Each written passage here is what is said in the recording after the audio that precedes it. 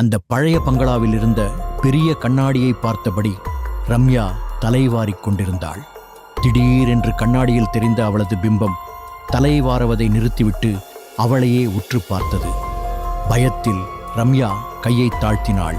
ஆனால் கண்ணாடியில் இருந்த அவள் இன்னும் சிரித்துக்கொண்டே ஷீப்பை கையில் வைத்திருந்தாள்.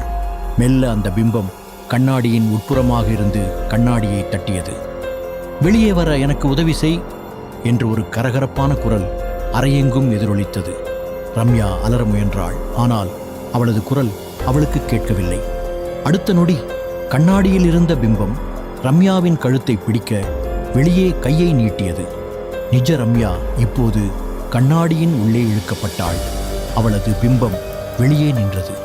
வெளியே வந்த அந்த உருவம் ரம்யாவின் உடையை சரி செய்து கொண்டு வில்லத்தனமான புன்னகையுடன் அறையை விட்டு வெளியேறியது.